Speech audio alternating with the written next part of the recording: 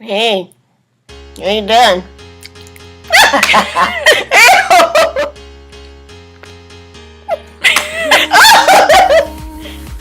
Live long and prosper. Hey. So let's get into the video. No, we haven't done it. Okay, Oh. let's get ourselves together. Hi, y'all. Hi! So we're back after our hiatus. We're gone for a month. way more than a month. Was it longer? Sorry. Anyway. 2 months. Sorry, but we're back and we're glad that y'all looked at it, the video. So we're super excited about that. Sorry, my arm's itchy. For those who don't know, I'm Lauren. I'm Natalie. And yeah, let's just get into this. We decided that we wanted to do a vlog about being content in your singleness. I think that's really something important when you're walking through, that particular season in your life, to really understand what that looks like and how to really navigate that time in your life. Because I know that's something that I wish I would have known. Because it's just kind of like, okay, you date someone and then you're just like there, and it's kind of like, okay, so where do I go from here? And so you find that out, but it's also really cool and great to have people to be able to give you tips as far as how to manage that time in your life. So we're going to talk to you about some ways that kind of work for us and have worked for us in the past, because at one point everyone is going to be single, and at one point maybe everybody will be married. No, not everybody gets married. Thanks, Betty. Okay. So sort of. Okay, so take it away, Lauren. I'm going to talk about, don't focus so much on having a bae, that's what you young people say, or a boyfriend, or whatever. They're really not necessary when you're trying to get certain places in life. Sometimes they can be a distraction. So if you're trying to earn a couple of degrees, earn a couple of dollars, it's going to be hard when you have a significant other. So don't focus so much on having a significant other. Focus on yourself, because that's going to be the only time in your life where you have to focus on you. And you don't have kids, you don't have a husband, you can cook for you, everything else for you. So that's that point in your life where you can kind of be selfish with your time. Because when you get a bae, you ain't gonna have time. And kind of transition into that, like, if you do tend to be focused on, like, oh, where's my bae at, or I want my bae. If you kind of do that, then it leads you into, like, assuming that every relationship is the one, and you kind of take things that maybe God didn't necessarily mean, or relationships that God didn't necessarily mean to be so significant. You take that, you make it really significant. Like, I know for myself, like, I was like, where he at? And so, like, any guy, like, I talk, where he at? Okay. So any guy, like, I talk to or, would, like, converse with, I would be like, is he the one? Is he that bae? Is that bae? Is that the one? And so I would tend to take things way more seriously, like, what's he doing? Why is he doing that? All that kind of stuff. When really it just wasn't that serious, and he wasn't the one for me to begin with. That the Lord didn't have him, designate him as my husband, but I was just in my mind looking and searching for, my husband, when really, like, I just need to relax. Like, in Genesis, if you study that out, when Adam and Eve came together, Adam was being worked on, Eve was being worked on. Adam was asleep, the Lord was doing some things in his life, Eve was being worked on. And when it was time for the Lord to bring them together, he brought Eve to Adam, and Adam was like, that's the one. Like, you'll know. Like, it'll just be a knowing. So don't, like, search and it'll be like, is he the one? Is he the one? Every relationship. And you miss out on some of the great things that a relationship has to offer you if you're continually, Focus on the wrong thing. Exactly. Like, you might just be getting a good friendship out of, that particular relationship, or you might just be getting, a word of encouragement from this relationship. But if you're taking every relationship as, he's the one, then you kind of miss the point for each relationship. And when you're so focused on searching, like, is he the one? When you're so focused on that, you lose focus on enjoying where you are and enjoying being single and focusing on being content and loving the season that you're in. in Song of Solomon, it mentions a couple of times to not awaken love before it's time. Because if you do, it's like waking up a sleeping baby. They say not to wake up a sleeping baby because it makes them cranky and it's not time for them to wake up. So with relationships, it's kind of similar. Like, don't rush into something or don't make something happen that was never meant to happen. Because that's when you start having heartbreak that you were never meant to have, or whatever else, you were never meant to have because that wasn't God's timing for you. So don't rush into things. I'll put the exact scripture, well, she'll put the exact scripture in the description bar. And I think it's Song of Solomon 2 or something. I don't know. It's mentioned a couple times in there. And I'll post the Genesis chapter. Everyone reads Genesis, but when you read it in that light and you really notice the dynamics of how Adam and Eve came together, it's really interesting because before Adam saw Eve, the Lord was like, Adam needs a partner. And so that's when Adam goes and looks through all the animals and starts giving them names.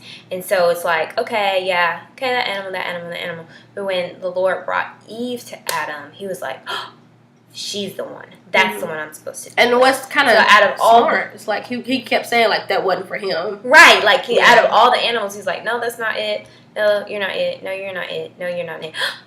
She's the one. And it's the same. It's kind of the same. It's the same thing nowadays. Like, God will bring you to your Adam, and your Adam will know that you're his Eve, and he will work, and it won't be confusing. It will be clear, like, you're mine, I know it, and I'm going to pursue it. So it's not going to be any like, oh, I don't know. It's going to be very clear, and because he will know, and then, of course, you will know. So, next point.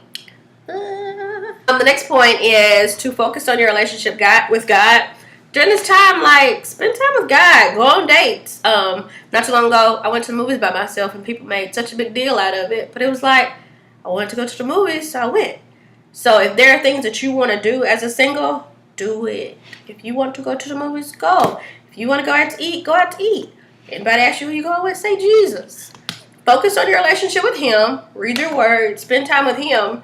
Because when you get in a relationship, you're spending time with that individual because you want to get to know them.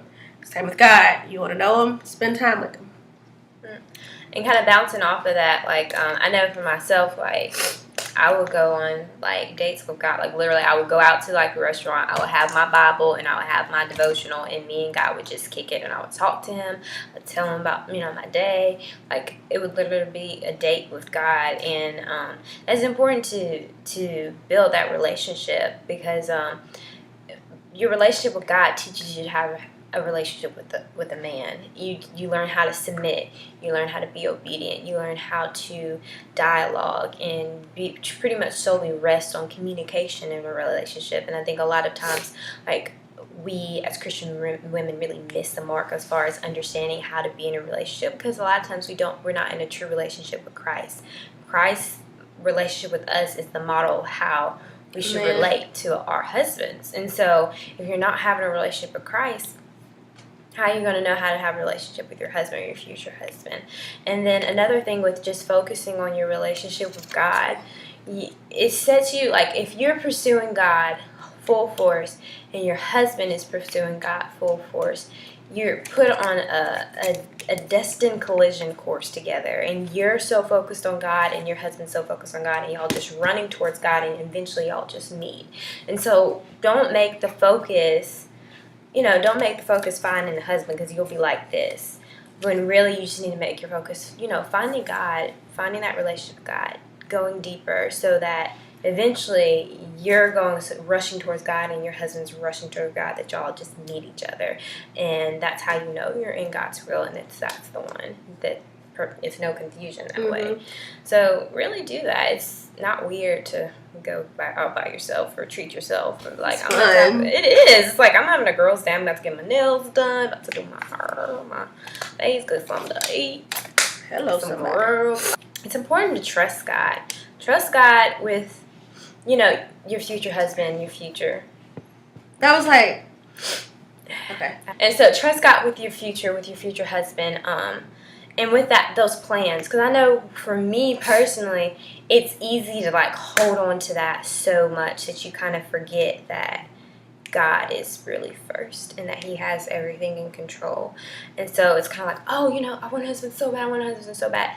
You really, it's kind of like you're saying, God, it's a distraction, and it's kind of like you're saying, God, I don't trust you to give me a husband. When you're taking everything into your own, taking it by force and, trying to do everything on your own, you're pretty much saying to God, like, yeah, I know you said that you provide all my needs and that you have a plan for me, but I don't know about this husband thing. I'm about to go do it myself. He looks like he's the one. Yes. Instead of being like, okay, God, I trust you with this. I know that you're going to lead me and you're going to guide me and that you have someone for me. And so I'm not going to worry about it. I'm not going to stress about it. I give it to you. I trust you with this. And he honors that. He honors that so much. And so it's important not to make the relationship with the man more important than your relationship with Christ. Really trust that God has it and then leave it alone. Focus on him, pursue after him, and then eventually everything else will come.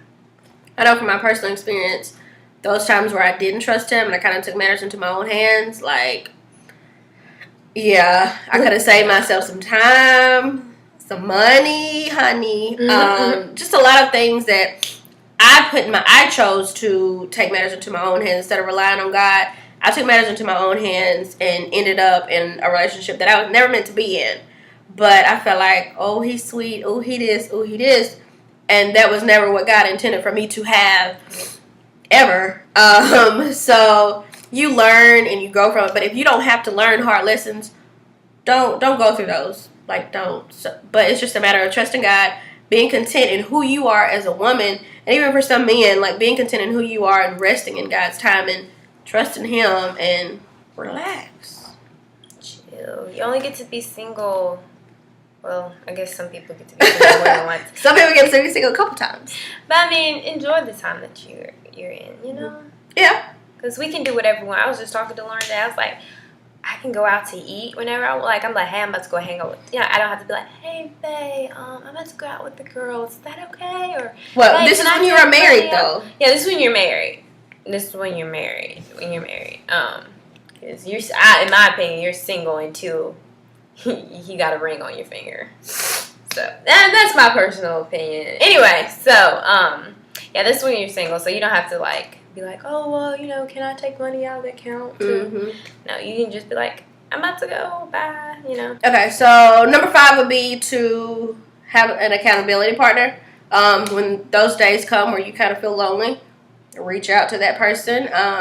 It could be someone that's close to you. It could be an older person in the church. Just whatever works for you and whoever you feel comfortable with to kind of be transparent with. Just kind of, yeah. Because those days do come. Yeah, and someone just to encourage you, because sometimes it's kind of like, no one wants me. You have those times where you're just kind of like, just that one who's like single and everyone's like booed up and you're like, okay. Especially like during this time, like this is bae season. Yeah. Like all that kind of stuff is going on. Yeah. But don't be distracted by that because half the people that are booed up,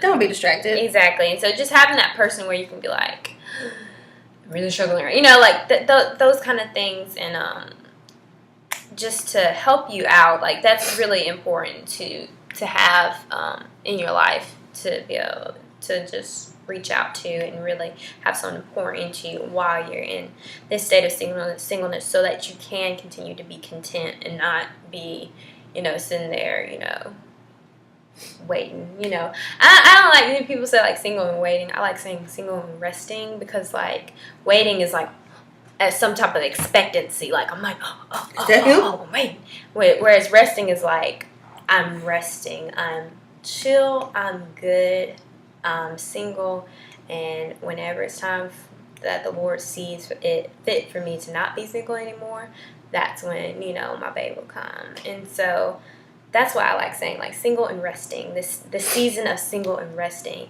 to have someone to pour into you so that you continue to be encouraged during this season. The last thing that we wanted to say pretty much was have fun. Like you're single, honey. You better go out there and have fun. Have good, clean fun. Don't be going out there and be in the club like no. Because your husband, who God has chosen for you is not gonna be in the club. He And not. I repeat, He's not gonna be in the club. he's not gonna be in the club. And if he's in the club, He ain't the one. he ain't the one. First of all, baby, don't be in the club. You need to be in the Bible. That's where you need to be. Be in the Bible. Go to that Sunday service and that Wednesday service. Yes, Lord. And that back to church service. Sorry. Yes, Lord. Amen. Won't he do it? Won't he do Well, they it? do it. And have fun. Yeah, like seriously. Enjoy your singleness. Enjoy your oneness with the Lord. Because this is going to be, I don't want to say the only time that you'll be single. I don't want to say that. But this is going to be your only time where you don't have kids to run after, a husband to make sure he's fed and everything else. And, vice versa for the males that might be checking in. Just make sure you're focusing on yourself and your relationship with God. Because everything else will come. Exactly. So I hope y'all like the video. We hope y'all like the video. If you like it, subscribe, like it, comment. Let's talk about it. One of the discussion questions that we wanted y'all to post and dialogue about, because at the end of each video we're going to do that, is what are some of the hardest challenges of being single, and how do you feel what do you feel is the best way to overcome those challenges? So y'all dialogue, talk about it. We'll be checking in and commenting too. So yeah, see y'all later. Bye. So did you do the... Oh. Ooh.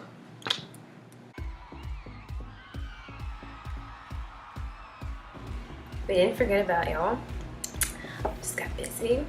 And she's away at school. Yes. So I'm gonna be posting more individual. Stop that. Sorry. Hi. Hi. My name is Natalie Jones. My name... Don't put your whole government. Did I have this shirt on last video? Yeah, I had it on over the dress. Look at you. I know. Recycle clothes. Hey. Why? Wait. Yeah. So, last thing that we just wanted to say was, what should I say? 1, 2, 3.